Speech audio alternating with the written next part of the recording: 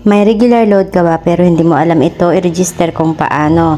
Hi, welcome back to Learn King guys. So for today's video, ituturo ko sa inyo kung paano mag-register dito sa network. So any network guys, pwede nyo itong i-apply. First, pupunta lang po tayo dito sa my phone. Ayan, then tap keypad. Pagka-tap mo ng keypad, tap mo lang itong asterisk 143 tapos sign number and then call nyo po yan.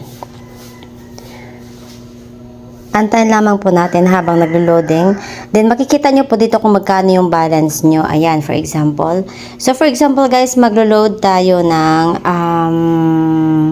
combo na lang. So, mamimili kayo 1, 2, 3, 4, 5, up to 97 yan. So, tap nyo yung number kung ano yung napili ninyo. Ayan, for example, napili natin yung number 10, guys. Ayan. So, ang gagawin nyo ngayon, tap nyo lang yung send.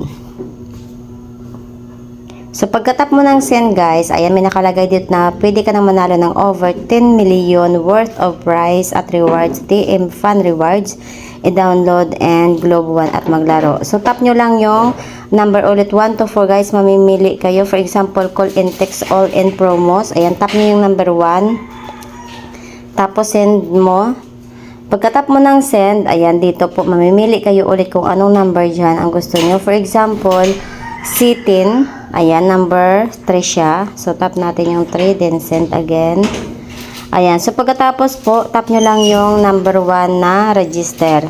Ayan, so, tap mo lang yung 1.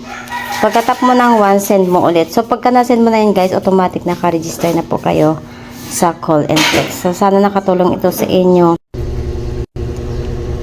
Ayan, so tap mo yung 1 and automatically naka-register na po kayo. So sana nakatulong ito sa inyo. Of course, kung oo, please don't forget to hit like, subscribe, and share sa ating video. Guys, take note, sorry. Hindi ko tinap or hindi ko sinand yung 1 kasi may load pa po tayo.